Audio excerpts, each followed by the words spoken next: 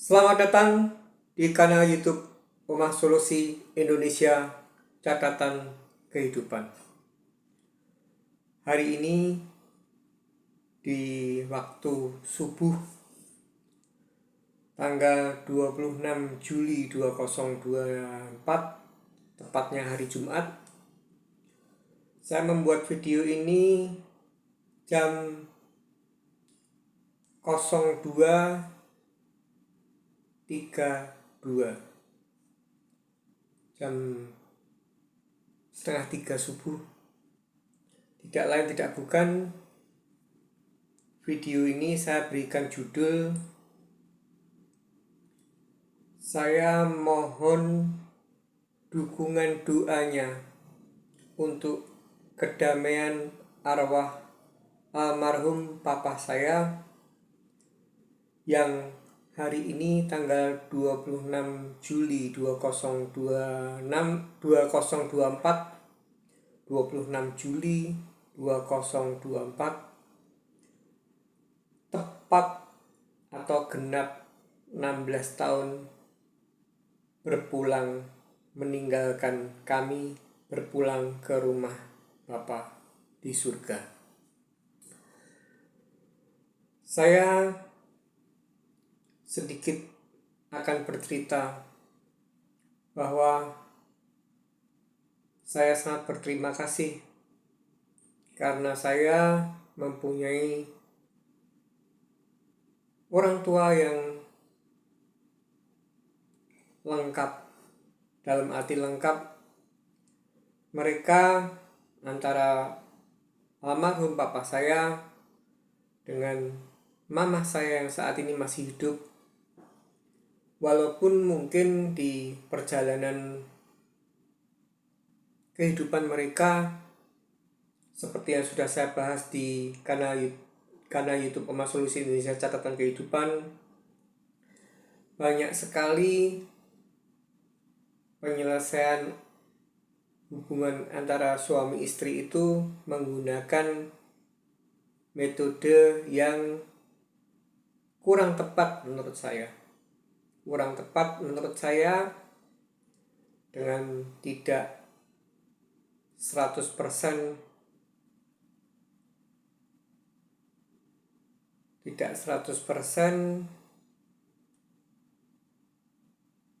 jadi tidak 100% untuk menjalani kehidupan berumah tangga itu menggunakan sebuah hati nurani. Almarhum papa saya ini saya sangat menjadi figur saya karena beliau ini almarhum selama masih hidup dengan istri atau mama saya, dengan ketiga anaknya, almarhum cicit saya pertama, kedua cicit saya yang masih hidup, dan yang saya ketiga, itu senantiasa membimbing kami, memberikan aran-aran kami, dan luar biasa sekali. Seperti yang sudah saya ceritakan bahwa backgroundnya dari papa saya itu adalah papa mamahnya beliau almarhum itu Hollandspreken. Jadi kiblatnya adalah karena dulu di Indonesia adalah jajahan dari Belanda. Mereka jadi yang kakung, yang putri saya, yang dari papa itu kiblatnya Hollandspreken. Sedangkan yang dari mama saya itu kiblatnya adalah Totok, atau boleh dikatakan yang kakung, yang putri saya yang dari ibu saya itu masih asli dari negara tirai bambu. Dan perpaduan antara satu berkiblat Belanda, satu berkiblat dari negara tirai bambu ini membuat silang genetika yang menghasilkan kakak saya yang almarhum ini orangnya, setahu saya, selama hidup sabar. Kakak saya yang kedua ini dengan saya ini sedikit setipe.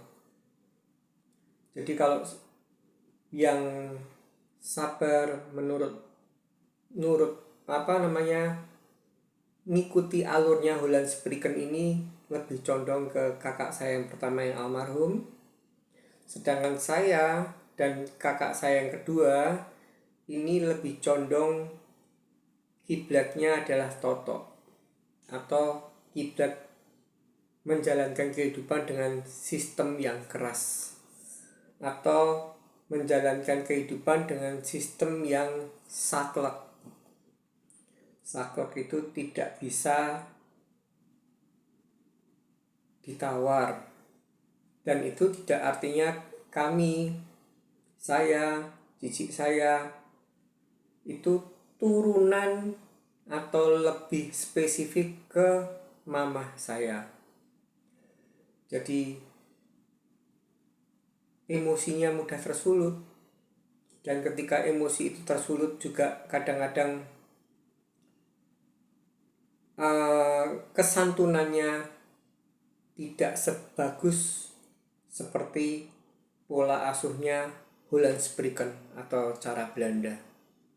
Tapi dari situ saya mengenang beliau dengan luar biasa, karena mereka berdua walaupun berbeda, satu dari Holland Spreken, satu dari Toto, itu mereka masih bisa menjalani rumah tangga sampai menyelesaikan purna.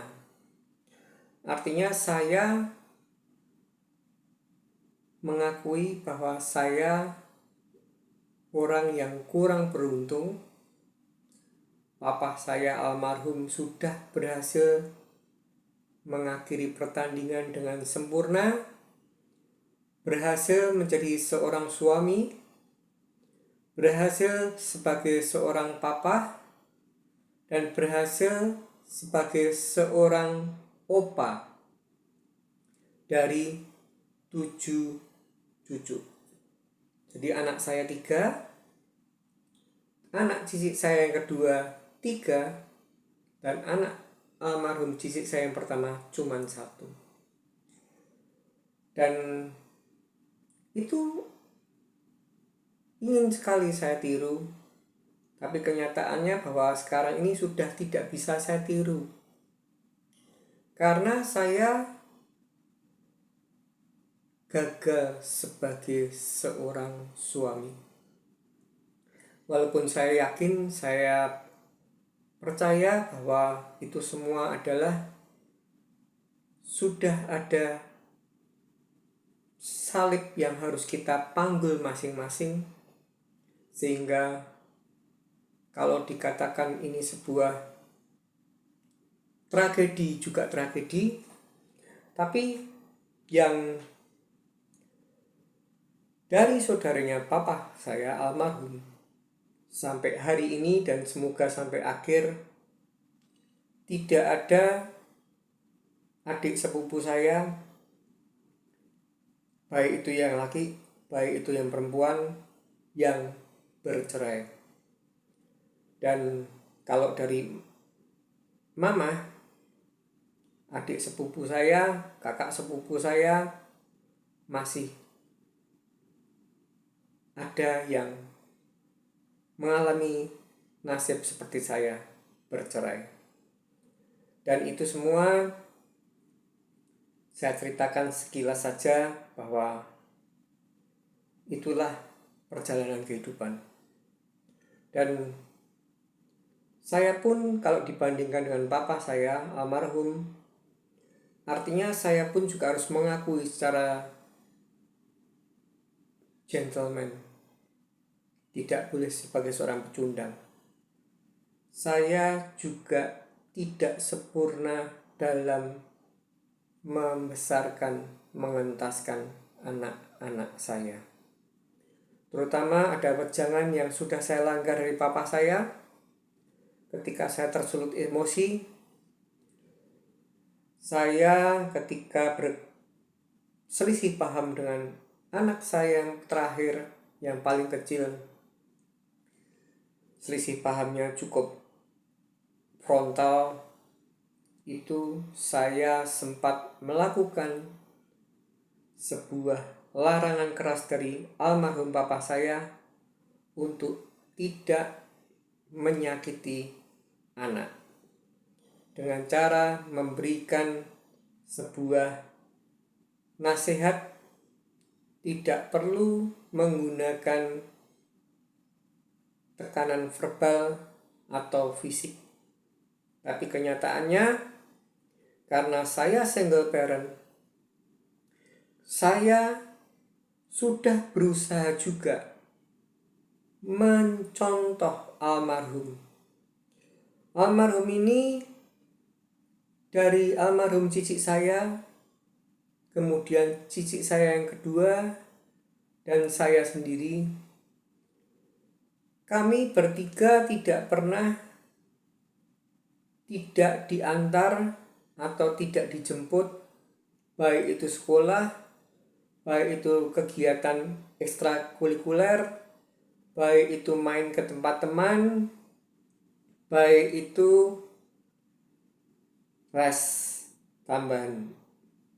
Dan papa saya mendampingi masa-masa yang indah bagi saya sampai dengan SMP kelas 2. Jadi ketika TK, ketika SD, ketika TK 2 tahun, SD 6 tahun, 8 tahun jumlahnya, dan SMP 3 tahun, berarti dalam 11 tahun itu kami benar-benar full dapat kasih sayang. Dijemput, diantar, diperhatikan, karena waktu adalah yang luar biasa bagi kami ini. Maka dari itu kami bertiga, puji Tuhan sampai hari ini menjadi anak yang tahu tata krama, tahu kesantunan, tapi yang tertinggal sisa 2, saya dan cicit saya ini masih sering tersulut emosi, atau mungkin genetikanya lebih condong ke ibu saya.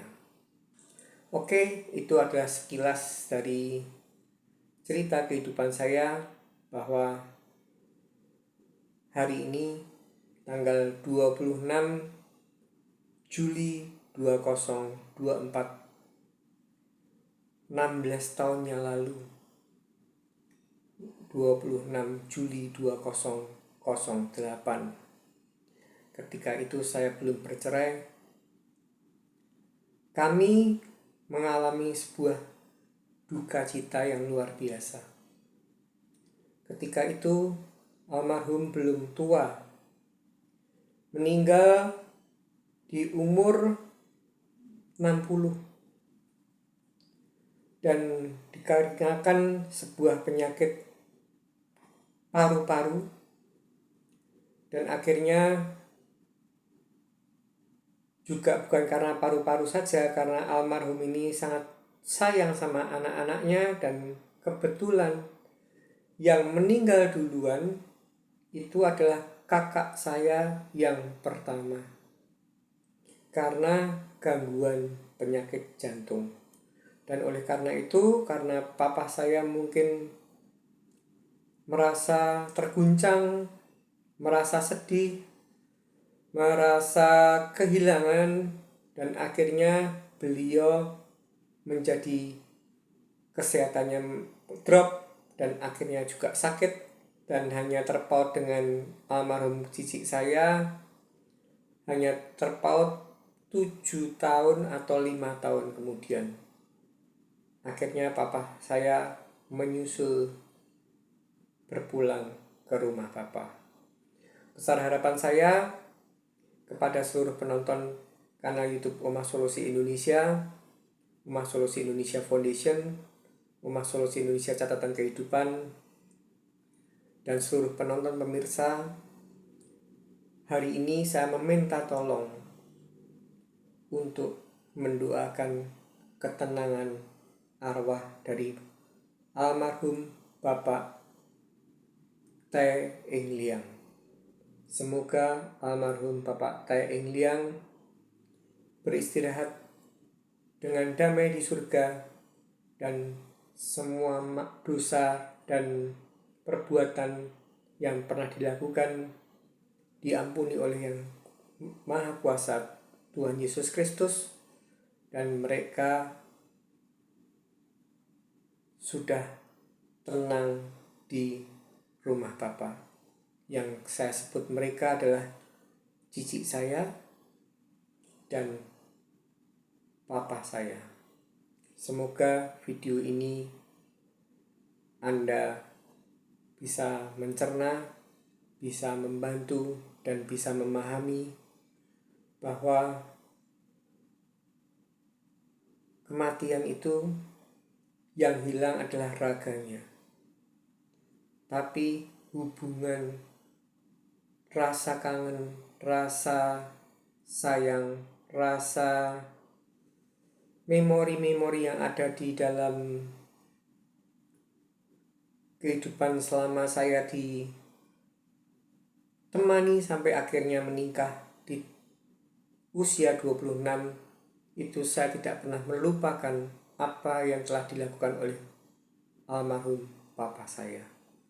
Terima kasih atas bantuan dan dukungannya, dan harapannya doa yang saya minta Anda untuk mau ikut mendukung. Jangan menyerah, tetap semangat, dan ingat, badai pasti berlalu.